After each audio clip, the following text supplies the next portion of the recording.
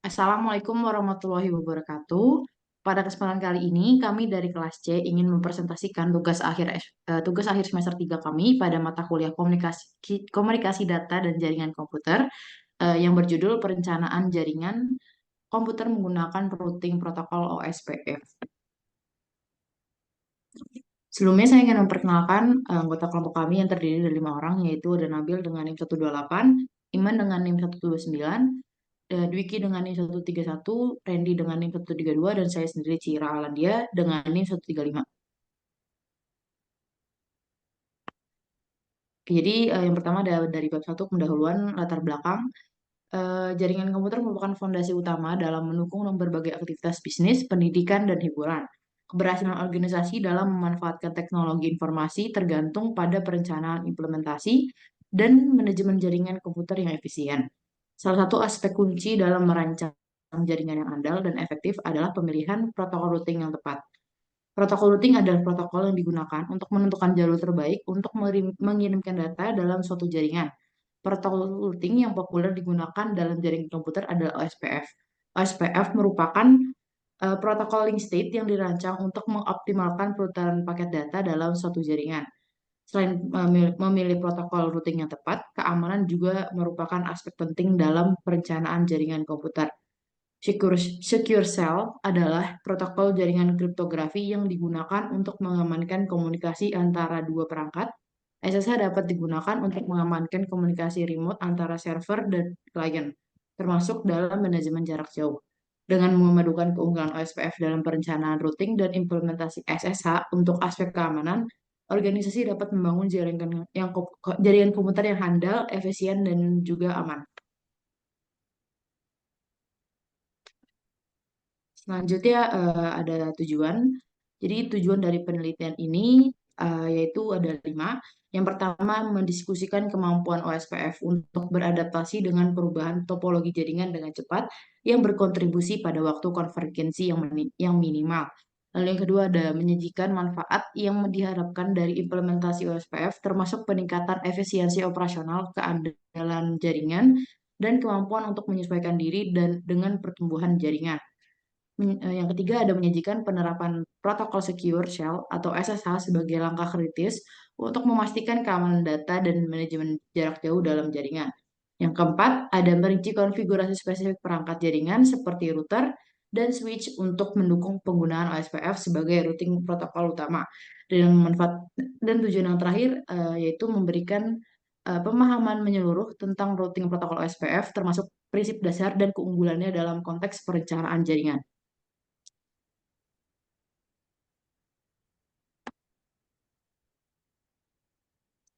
Yang selanjutnya ada manfaat. Jadi manfaat dari dilakukannya penelitian ini ada 5. Yang pertama, pemahaman komprehensif tentang OSPF. Di sini meningkatkan pemahaman pembaca tentang prinsip dasar routing protokol OSPF. Lalu yang kedua, memberikan wawasan menyeluruh tentang keunggulan OSPF dalam perencanaan jaringan. Lalu ada manfaat yang kedua yaitu adaptasi cepat terhadap perubahan topologi. Dengan tujuan memahamkan pembaca mengenai kemampuan OSPF dalam beradaptasi dan dengan perubahan topologi dengan cepat. Lalu mengurangi waktu konvergensi sehingga meningkatkan efisiensi ketersediaan jaringan.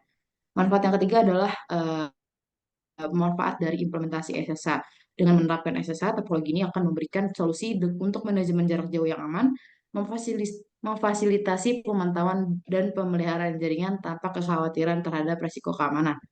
Manfaat yang keempat adalah konfigurasi spesifik perangkat, yang dimana yang pertama memberikan panduan konkret dalam merinci konfigurasi perangkat jaringan seperti router, dan switch untuk mendukung OSPF.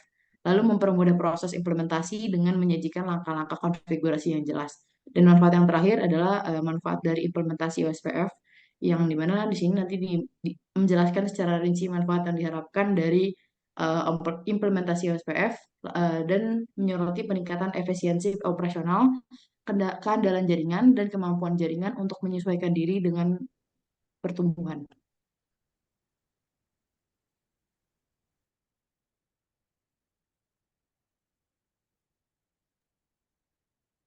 Nah, selanjutnya ada bab 2 yaitu landasan teori. Nah, yang pertama ini kita akan bahas jaringan komputer. Jaringan komputer adalah kumpulan perangkat keras dan perangkat lunak yang saling terhubung melalui berbagai media komunikasi seperti kabel atau nirkabel untuk berbagi sumber daya, informasi, dan layanan. Tujuan utama dari jaringan komputer adalah memungkinkan perangkat atau komputer-komputer yang berbeda untuk saling berkomunikasi dan berkolaborasi. Dalam jaringan komputer, perangkat-perangkat tersebut dapat mencakup komputer pribadi, server, router, switch, printer, dan perangkat lainnya yang saling terkoneksi. Jaringan dapat berukuran kecil seperti jaringan lokal di rumah atau kantor, hingga jaringan yang sangat besar seperti internet yang menghubungkan jutaan komputer di seluruh dunia. Nah, selanjutnya ada manfaat dari jaringan komputer. Yang pertama itu ada berbagi sumber daya. Jaringan itu memungkinkan berbagai perangkat untuk berbagi sumber daya seperti printer, scanner, dan penyimpanan data. Yang kedua ada kolaborasi dan komunikasi, yaitu jaringan memungkinkan kolaborasi yang efisien antara pengguna yang berbeda. Yang ketiga adalah akses informasi, yaitu jaringan memfasilitasi akses cepat dan mudah terhadap informasi. Yang keempat ada dukungan bisnis, yaitu jaringan komputer digunakan oleh banyak organisasi untuk mendukung operasi sehari-hari mereka. Kelima itu ada efisiensi operasional, yaitu jaringan memungkinkan pengelolaan dan pemantauan perangkat dari lokasi sentral. Yang keenam adalah keamanan informasi. Jaringan menyediakan infrastruktur untuk implementasi solusi keamanan.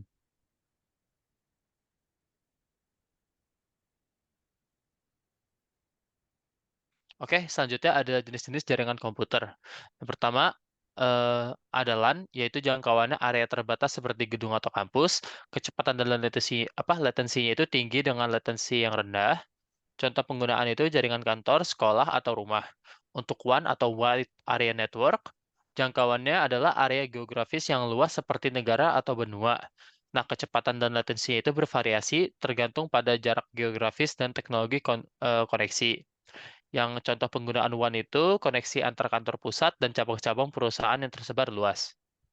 Untuk MAN itu atau Metropolitan Area Network, jangkauannya area metropolitan atau kota. Kecepatan dan latensinya itu bervariasi tergantung pada teknologi koneksi. Nah, contoh penggunaannya itu koneksi beberapa kampus atau institusi dalam suatu kota.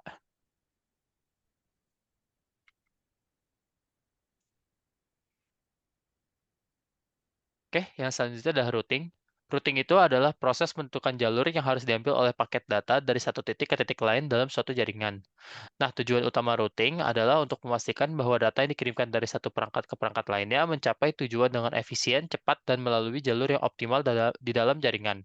Nah, peran-peran routing itu dalam pengiriman data, pertama itu routing membantu menentukan jalur terbaik untuk mengirimkan paket data. Nah, kedua itu ada pemecahan jaringan menjadi subnet yang lebih kecil yang membantu mengelola dan mengatur lalu lintas data dengan lebih efisien.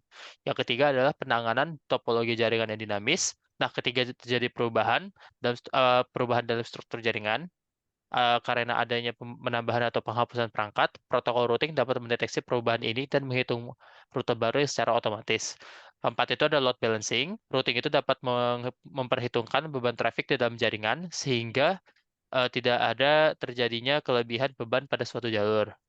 Yang kelima itu adalah protokol routing dapat dikonfigurasi untuk memberikan prioritas tertentu kepada jenis lalu lintas. Nah, memastikan bahwa data yang lebih penting itu bakal dapat prioritas yang lebih tinggi. Routing memungkinkan implementasi jalur redundan yang biasa digunakan untuk pemulihan otomatis jika satu jalur mengalami kegagalan yang meningkatkan ketersediaan dan keandalan jaringan. Ketujuh, beberapa teknik routing digunakan untuk mengamankan jaringan, seperti Virtual Private Network atau VPN yang menggunakan protokol routing untuk menyediakan saluran aman untuk transmisi data.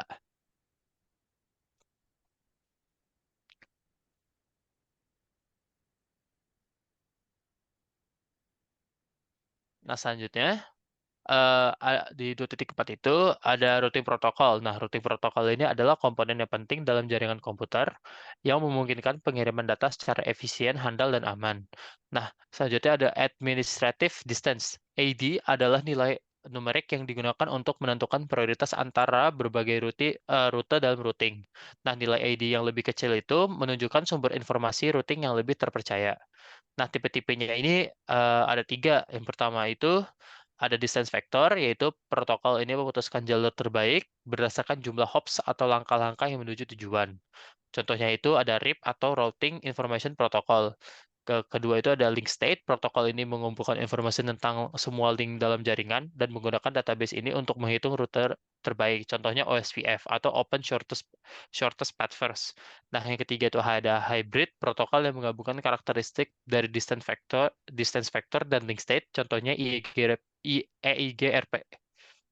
Bacanya nggak tahu gimana, cuman ini tuh EIGRP ini ada Enchant Interior Gateway Routing Protocol. Nah, untuk yang ketiga itu ada klasifikasi protokol dynamic routing. Nah, yang pertama ada IGP atau Interior Gateway Protocol, yaitu protokol yang digunakan untuk pertukaran informasi routing dalam satu sistem otonom, contohnya OSPF dan RIP. Nah, yang kedua itu ada Exterior Gateway Protocol, adalah protokol yang digunakan untuk pertukaran informasi routing antara sistem otonom yang berbeda, contohnya BGP. Baik, selanjutnya ada routing loop. Routing loop ini adalah masalah yang terjadi jika ketika paket data yang dikirimkan berulang kali antara dua atau lebih router tanpa pernah mencapai tujuan akhir. Hal ini dapat menyebabkan kinerja jaringan menjadi buruk dan bahkan kegagalan jaringan. Yang selanjutnya itu ada komunikasi antar router. Nah, router berkomunikasi ini untuk menentukan jalur untuk mengirimkan paket data. Proses ini melibatkan pertukaran informasi routing yang dilakukan secara periodik atau berdasarkan perubahan secara dalam topologi jaringan. Yang selanjutnya 2,5 OSPF. OSPF adalah protokol routing link state yang digunakan untuk menentukan jalur terpendek atau terbaik dalam jaringan yang besar dan kompleks. OSPF ini memiliki kemampuan untuk mendeteksi perubahan topologi dengan cepat dan melakukan konvergensi routing yang efisien.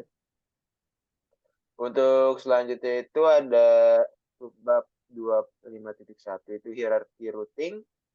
Hierarki routing adalah konsep penting dalam OSPF dalam meningkatkan efisiensi, skalabilitas, dan keamanan jaringan. Yang selanjutnya itu adalah algoritmanya OSPF. OSPF menggunakan algoritma Dijkstra yang dikenal sebagai Shortest Path First atau SPF atau Link State Shortest Path First atau disingkat LSSPF. Algoritma ini digunakan untuk menghitung rute terpendek atau terbaik ke setiap tujuan dalam jaringan berdasarkan informasi topologi link state yang diperoleh dari setiap router. Dengan menggunakan metode SPF, OSPF dapat menentukan jalur terbaik menuju tujuan dengan efisien dan akurat. Ya, selanjutnya. Oke. Cara kerja OSPF ini melibatkan beberapa langkah, antara lain yang pertama itu discovery topologi. Yang setiap router dalam jaringan OSPF mendiscover topologi jaringan melalui pertukaran paket hello. Yang kedua itu ada link state database. Setiap router membangun database link state yang berisi informasi tentang status dan topologi link dalam area masing-masing. Yang ketiga itu ada shortest path first, yaitu SPF calculation. Algoritma SPF dijalankan dan untuk menghitung rute terpendek ke setiap tujuan berdasarkan database link state. Yang keempat itu ada distribusi informasi routing. Router mengirimkan informasi routing ke router lainnya di dalam area dan ke router di area lain melalui ABR. Yang terakhir itu pemilihan rute terbaik. Setiap router memutuskan rute terbaik untuk menentukan tujuan dan menyimpan informasi ini di dalam routing. Yang kali 25.4 ini karakteristik OSPF-nya. Yang pertama itu link state protocol. OSPF adalah protokol link state yang berarti setiap router memiliki informasi lengkap tentang topologi jaringannya. Yang kedua itu ada hierarki area. OSPF membagi jaringan menjadi area-area, memungkinkan pengelola yang efisien dan skalabilitas. Yang ketiga itu ada Dynamic Routing Protocol. OSPF adalah protokol routing dinamis yang dapat mendeteksi perubahan topologi dan menghitung rute secara dinamis. Yang keempat itu ada support VLSM, Variable Length Subnet Max USPF. Mendukung VLSM yang memungkinkan pengguna subnet mesh dengan panjang yang bervariasi. Ya, selanjutnya.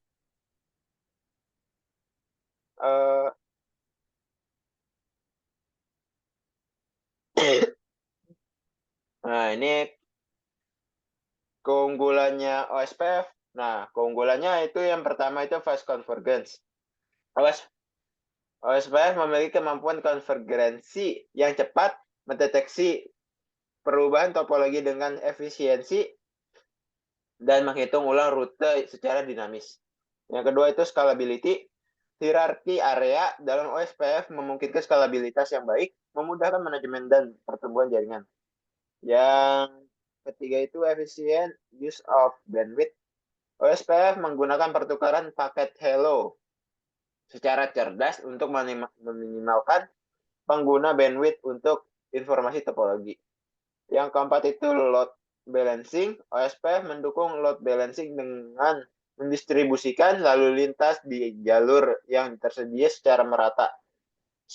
Yang terakhir itu security feature. OSPF dapat diimplementasikan dengan fitur-fitur keamanan seperti autentikasi untuk melindungi informasi routing dari ancaman keamanan. 2.6 SSH. SSH ini memiliki peran utama dalam meningkatkan keamanan dalam komunikasi manajemen jarak jauh. Berikut adalah singkatan penjelasan perannya dalam keamanan. Yang pertama itu enkripsi data, yaitu menyediakan enkripsi untuk melindungi kerahasiaan data selama transmisi. Yang kedua itu autentikasi pengguna, yaitu memastikan identitas pengguna melalui metode autentikasi yang kuat. Yang ketiga itu ada manajemen jarak jauh yang aman, yaitu memungkinkan manajemen jarak jauh dengan koneksi yang aman. Yang keempat itu tunneling, port forwarding, mendukung tunneling yang untuk aman mentransfer data atau mengamankan koneksi. Yang kelima itu proteksi terhadap serangan brute force, melindungi sistem dari serangan brute force dengan pembatasan percobaan login. Yang keenam itu ada audit dan login. Audit dan logging merekam kegiatan pengguna aktivitas jaringan, tujuan audit dan pemantauan. Yang terakhir itu support untuk protokol versi terbaru terus berkembang untuk mendukung protokol terbaru demi keamanan yang lebih baik.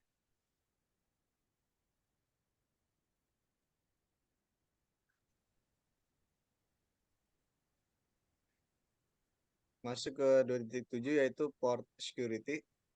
Port security adalah fitur keamanan pada perangkat jaringan, khususnya switch, yang bertujuan mengendalikan akses jaringan dengan membatasi perangkat yang terhubung ke port fisik tertentu.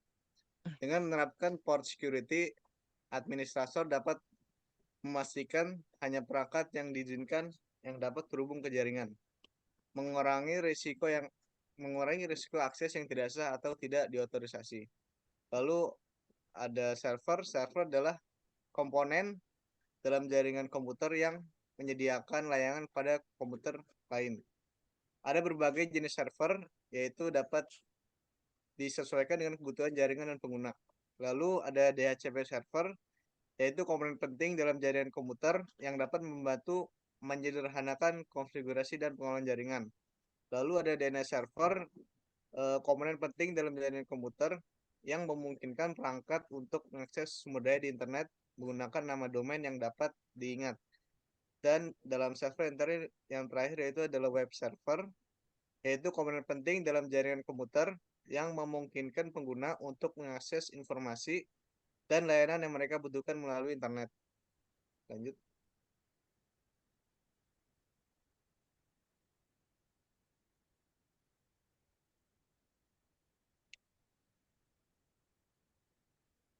Lalu ada kebutuhan infrastruktur. Dalam konteks perencanaan jaringan komputer mencakup beberapa aspek penting yang melibatkan perangkat keras dan perangkat lunak. Yaitu kebutuhan perangkat keras, yang pertama ada router untuk mengarahkan lalu lintas data antar jaringan dan membuat keputusan routing. Kedua ada switch untuk menghubungkan perangkat di dalam jaringan lokal atau LAN dan memfasilitasi lalu lintas data lokal. Lalu ketiga ada server menyediakan layanan atau sumber daya untuk klien seperti penyimpanan data, aplikasi, atau layanan web. Keempat, firewall menjaga keamanan jaringan dengan memantau dan mengontrol lalu lintas yang masuk dan keluar. Yang kelima ada access point digunakan dalam jaringan nirkabel untuk menyediakan titik akses bagi perangkat nirkabel. Keenam ada switch layer 3. Dibutuhkan jika jaringan memerlukan pemisahan subnet. Yang ketujuh ada cabling dan koneksi. Kabel dan konektor yang diperlukan untuk menghubungkan. Lalu kebutuhan perangkat lunak. Yang pertama ada OSPF. Router dan switch perlu menjalankan perangkat lunak yang mendukung OSPF seperti Cisco iOS atau perangkat lunak routing OSPF pada platform jaringan yang digunakan. Kedua ada SSH. Software SSH perlu diinstal pada server dan perangkat jaringan yang mendukung protokol ini. Open SSH adalah implementasi yang umum digunakan.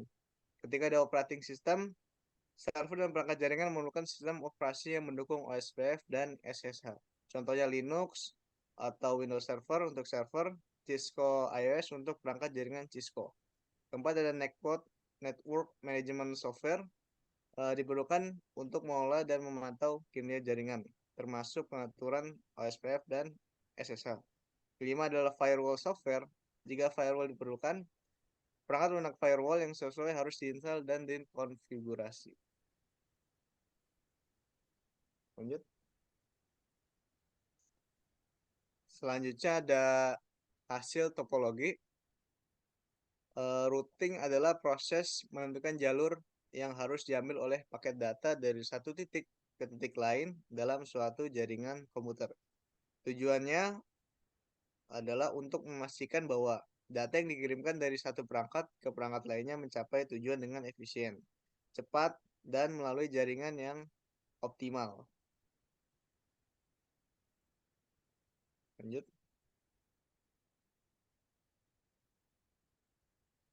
Oke, di sini ada penjelasan singkat tentang lapisan dan perangkat dalam topologi. Yang pertama adalah core layer, core R1 dan core R2. Fungsinya bertindak sebagai inti atau pusat penghubung utama.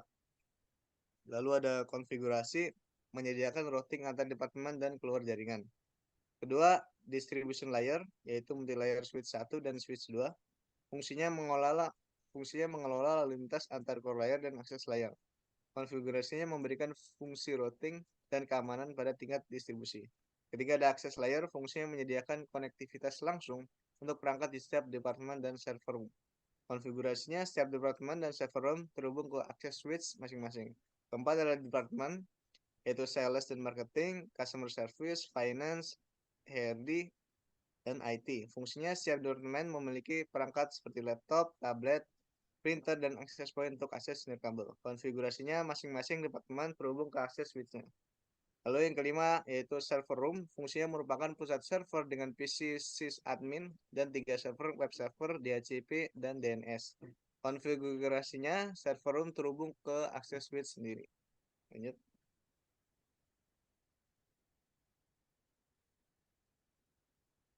Kemudian ada pembahasan topologi, yaitu IP addressing untuk lantai 1 untuk departemen sales dan customer service menggunakan VLAN 101 dan 102. Network address-nya dan subnet mask-nya sama semua pada setiap lantai. Kemudian di lantai 2 ada finance, human resource department. Yang ketiga ada IT dan server room. Kemudian core switch-nya core 1 multilayer 1, core 1 multilayer 2. Network address dan subnet mask-nya sama. Begitu juga dengan core 2 dan untuk multilayer 1 dan multilayer 2. Lalu untuk public IP address-nya kurang lebih sama, cuman beda di bagian setelah sebelum 30. Selanjutnya.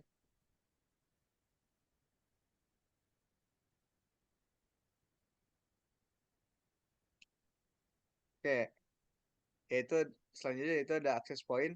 Pada tiap departemen memiliki password yang berbeda-beda. Detail password masing-masing access point dapat terlihat pada tabel. Selanjutnya ada switch dan router. Untuk alasan keamanan, setiap switch dan router akan diberi password untuk konsol dan enable yang berbeda. Dan juga akan dienkripsi agar tidak mudah untuk diretas. Berikut untuk daftar.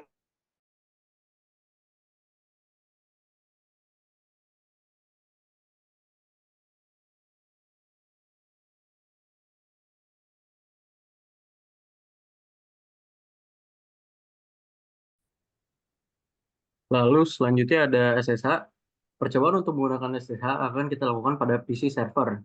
Nah, dapat dilihat nih seperti di gambar bawah untuk mengetes SSH.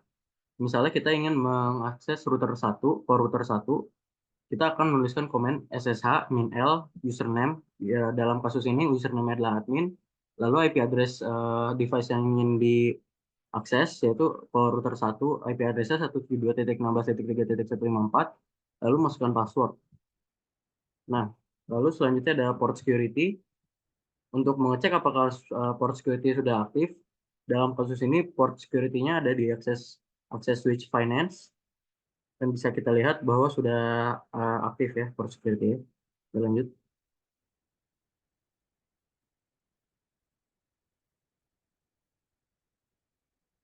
Lalu OSPF. Untuk mengecek apakah OSPF sudah aktif, dalam layer core dan layer distribusi, bisa kita lihat dengan komen show IP OSPF. Apa ini dalam kasus ini yang kita contohnya adalah core router 2, bisa kita lihat OSPF-nya sudah aktif dengan backbone yang 0. Area backbone-nya 0. Oke, lanjut.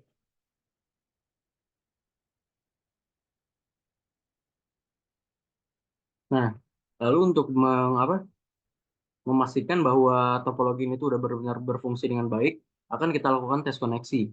Tes koneksi akan kita lakukan untuk masing-masing departemen. Yang pertama itu adalah sales dan marketing ke customer service. Untuk mengetes ping ini kita ada dua cara. Yang pertama dengan cara paket dari fitur Cisco, dan satu lagi kita ping dari command prompt dari PC masing-masing. Di sini kita lihat pada gambar yang sebelah kiri, paketnya successful dari sales PC1 ke customer service PC1. Lalu dari sales PC2 akan kita coba ping ke customer service PC dan berhasil. Oke, selanjutnya.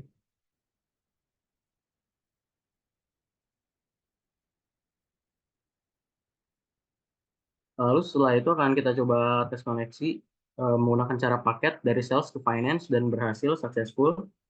Dengan cara ping dari sales ke finance juga berhasil.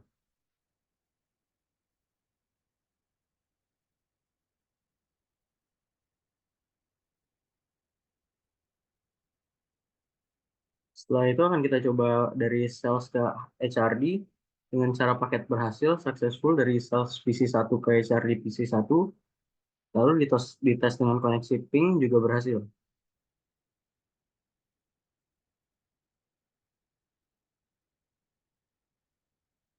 Lalu tes koneksi dari paket sales ke departemen IT.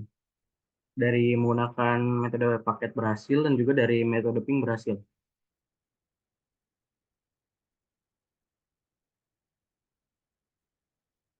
Lalu yang terakhir ada paket dari koneksi paket sales ke server dan berhasil, dan juga dengan menggunakan cara ping berhasil. Nah, setelah dilakukan tes koneksi dari masing-masing dari departemen, tidak ditemukan masalah, sehingga dapat disimpulkan bahwa topologi ini dapat berjalan sebagaimana semestinya.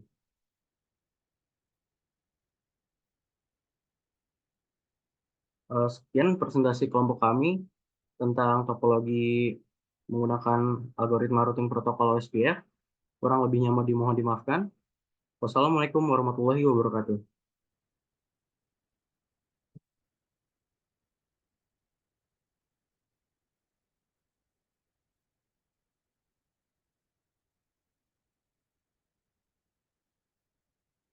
Dah.